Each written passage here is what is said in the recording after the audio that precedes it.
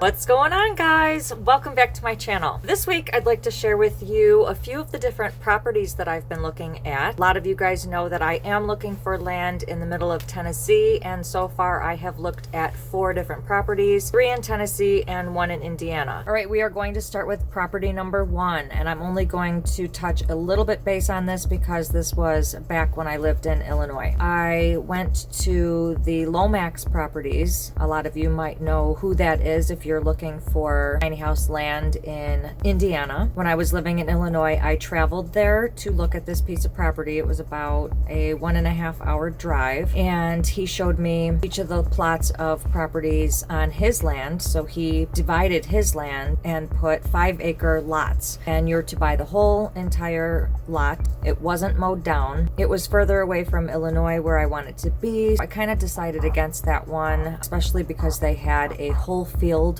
filled with mounds of bees. That's one of my worst fears, and the mounds were so big, and he said there are killer bees inside these mounds and there's hundreds of them all over the yard, and he goes, just walk around them. And I'm like, oh yeah, you know, easy for you to say. Needless to say, I did not choose that property. Went back home and learned a lot from that experience. So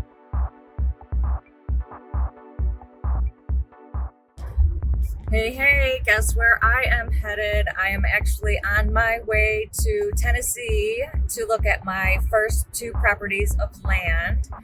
I'm going to meet up with a couple friends that used to live in the campground, and they're going to help me look at the land, and there's a camper on the land, so they camp, so they're gonna check out the RV for me, and there's also a cabin on the land and a shed on the land.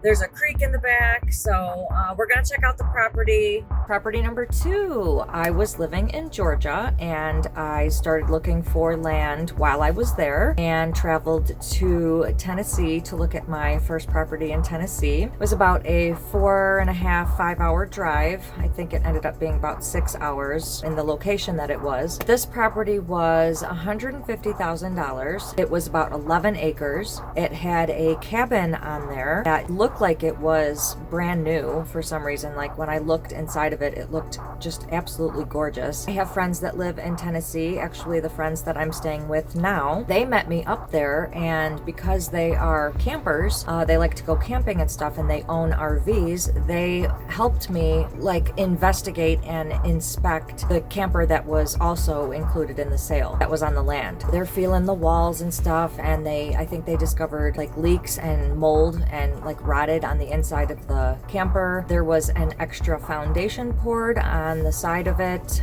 There was a couple other little sheds and, you know, like outbuildings on the land. A lot of it was mowed down. Some rocks were put down. There was just a lot of things that were okay, but the realtor, which was the seller's realtor, was the only person that I had contact with.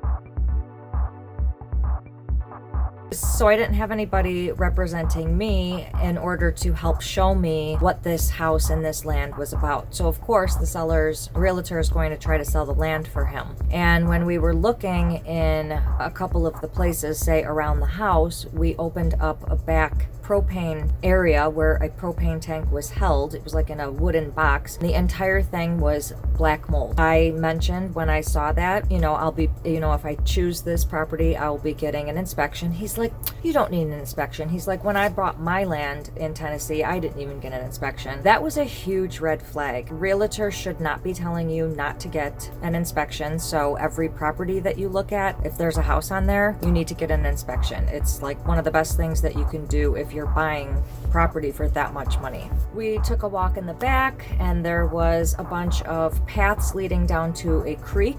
The land was really nice, but I was kind of iffy about the buildings. Shortly after I left that property, I started working with my friend's realtor. She had pulled up on her computer the fact that that shed cabin that they built was all rotted down like a year ago, and they built up over it. The original owners, I guess, sold it for $50,000, and the people who are trying to sell it now were flipping it for an extra $100,000. I am so glad that she pulled up the pictures. They look like the same exact cabin, but one was a torn down cabin and one was nice. So she's like, I don't think they tore that down. Have red flags and you listen to them. I didn't have a good feeling. Women's intuition was telling me this is not the place. Moving on to the third property. I was working with a completely different realtor. I found her on Facebook and she started helping me try to find land. All right. Guess where I am on my way to? I'm on my way to look at my second property in Tennessee. This property is unrestricted, so that's the good thing about my little journey here. And it's exciting. I kind of feel like because I took away the community idea, that it opens up a whole bunch more possibilities for myself. I'm finding a lot more options that would be, say, just for me and that would be legal doing it. So yeah, I'm excited. And I found one in Overton, Tennessee. I believe it was $59,900, and this was for 5.97 acres of land. Most of it, all of it, was basically mowed down. But the problems that came with this land, especially when I went to go see it, it was very hilly, and hills cause water to run down and flood. There was not a lot of places I could have parked my tiny house within this 5 acres. It was in a flooded area. There was houses that were up here, and you can tell all the rain would come down and probably wash out into the driveway that faced all of the land that, there was 5 acres, 5 acres, and 5 acres, so that would have flooded that whole area. I did not want to get stuck paying almost $60,000 and not have a place to put my tiny house, not have, any idea what to do with that situation. There were several people that drove by and made a couple jokes, and they said, do you like the pond down there? And I said, I don't think that's a pond. And they're like, we know, it's like flooded. I think a couple people were trying to deter me from choosing that place, but I'm kind of grateful that they did. I wasn't feeling comfortable with it after I saw it. The pictures showed better images of what I would have been purchasing, and in that spot where all that water was were trees. So in the picture you didn't see water, but when you went, that was 10 days worth of flood from rain that was, 10 days ago. It was also very open.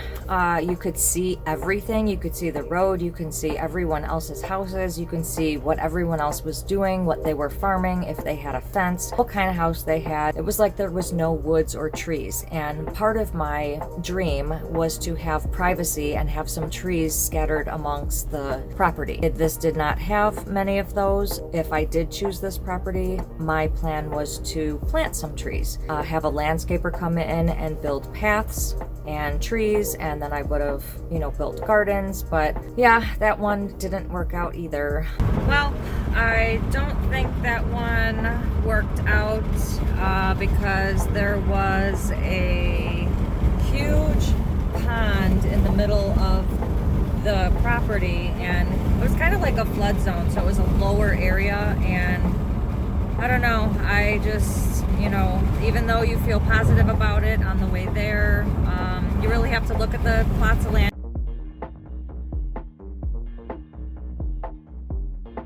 Hey everyone, we are at it again. I am on the way to see my third property, and it is almost 5 hours away.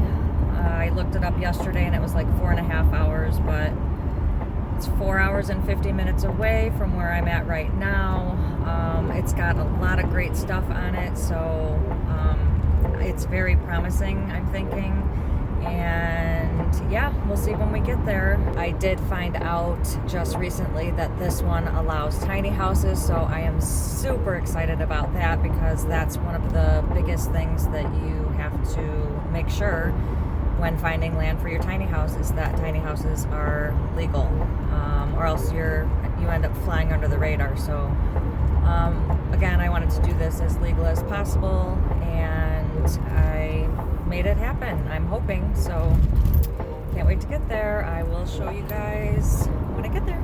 All right, moving on to the fourth property. It is about 4.5 to 5 hours away from where I'm at now. So when I traveled to go to this land, it was quite the drive. It took an all day. This was $75,000 for 3.81 acres, and it has a trailer house on it, a single wide, and a barn with a lean-to, which is kind of like a shed. It's got some shelves in there, and inside the shed there were pegboards along the back. There were workstations in there. It looked like a two-car garage, but the door was only a one door. So I think if you went in there, you'd have to like park 2 cars this way. But if I was to move there, I would just park my car in there. It already had septic installed, water, electric on the entire property.